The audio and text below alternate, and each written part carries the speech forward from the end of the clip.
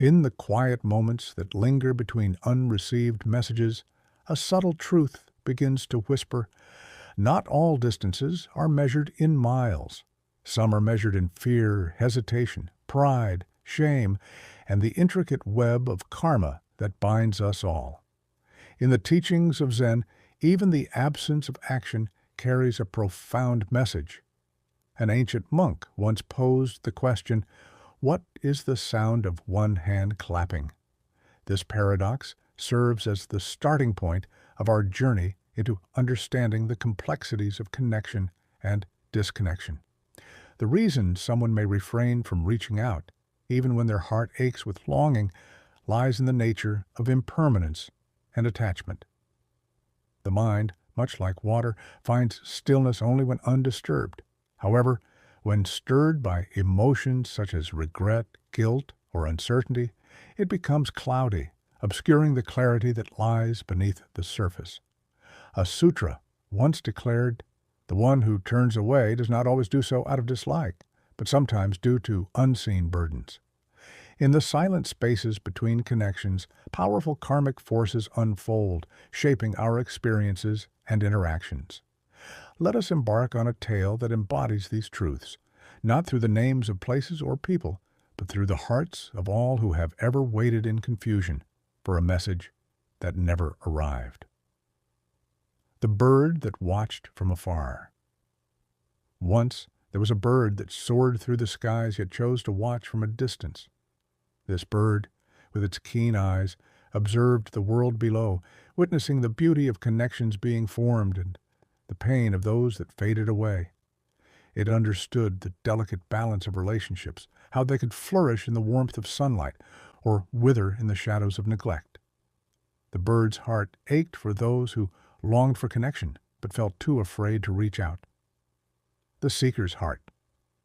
A seeker lived with a heart as open as a morning lotus, gentle, attentive, and wise in silence. This seeker had once shared moments of stillness and laughter with another, a bond that formed not from desire, but from the beauty of shared presence. Two minds met like clouds that touch and drift apart, knowing they had connected in a way that transcended words. The seeker cherished these moments, holding them close like precious gems, yet the fear of losing them loomed large. One day, the other drifted away, not in anger or conflict, but in a soft vanishing act that left no explanation behind. The seeker sat by the quiet stone where they once met and whispered, "Why does the one who once understood my silence now avoid my presence?"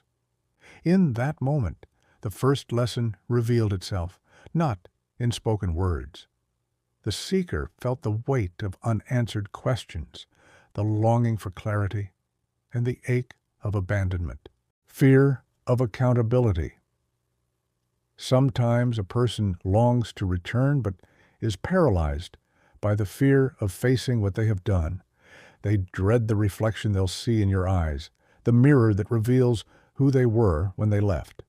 If they disappeared without cause, they carry the weight of their absence like a heavy cloak. In Buddhism, this is known as the fear of karmic return. Not punishment, but a confrontation with the consequences of their actions. Their absence becomes a shield, a way to protect themselves from the vulnerability of reconnection. They glance at the contact icon, type and delete messages, waiting for courage that never fully arrives.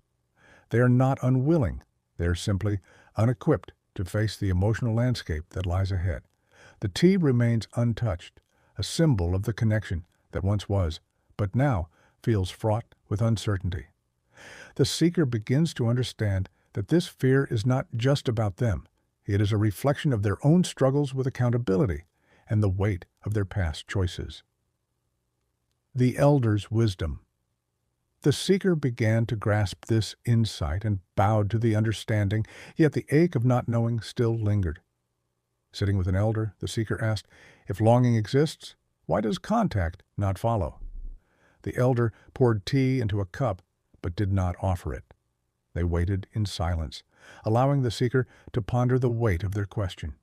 Finally, the seeker asked, "Why not give me the cup?" The elder replied, "Because I do not know if you wish to drink it anymore.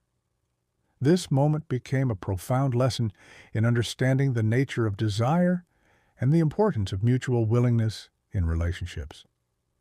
Fear that time changed you. They choose silence to shield themselves from presumed indifference, fearing not your anger, but your apathy. They dread the thought of becoming strangers to someone who once made them feel seen and understood. This fear can create a chasm that feels insurmountable. They may wake up thinking of you, their heart full of memories, only to fall asleep wondering if you still think of them. The silence stretches, and in that space, they convince themselves that reaching out would only highlight the distance that has grown between you. They imagine your response, crafting scenarios in their minds where they are met with indifference or disappointment, and so they remain silent, trapped in their own fears. The longer they wait, the more daunting the prospect of reconnecting becomes. They may even convince themselves that you have moved on, that the bond you once shared has faded into the past, leaving only echoes of what once was. This illusion of permanence can be a heavy burden, one that weighs down their heart and keeps them from taking the first step toward reconciliation. The bridge not crossed. As days passed and seasons changed, the seeker walked across a wooden bridge, gazing down at the stream below. The water flowed steadily, a reminder of the passage of time and the inevitability of change. Remembering the past, their eyes softened with sadness. The sound of running water reminded them of how easily connections can dissolve, like leaves carried away by the current. At the foot of the bridge sat a traveler, quiet and withdrawn, scrolling through an old letter never sent. "Why don't you go back?" the seeker asked, their voice tinged with empathy. The traveler looked up, their eyes filled with a mixture of longing and regret. "Because I do not believe I am worthy," they replied, their voice barely above a whisper. This admission hung in the air, heavy with the weight of unspoken emotions. The seeker felt a pang of recognition. They understood the feeling of unworthiness all too well. Shame clouds the path. Shame is a heavy stone that weighs down the heart. It convinces someone that their chance is over, that they have crossed an invisible line that cannot be uncrossed. If they don't contact you because of shame, it means they still value you, but value alone does not heal disconnection. They may want to reach out, but the fear of rejection and the burden of their past mistakes keep them silent. In Buddhist thought, shame is one of the 5 hindrances, a mental state that obstructs clarity and right action. It whispers insidiously, "You're not allowed to return. You caused pain. You don't deserve forgiveness." And so they remain silent, not because they don't care, but because they assume you won't care anymore. In this way, karma becomes a chain, not external punishment, but internal paralysis. The seeker reflects on how shame can distort one's perception, creating a barrier that feels impossible to overcome. The sand garden. The seeker visited a sand garden where patterns were carved in spirals and lines by a silent monk. Each pattern told a story, a moment captured in time, yet one pattern seemed broken, unfinished. "Why didn't you complete this line?" the seeker asked, their curiosity piqued.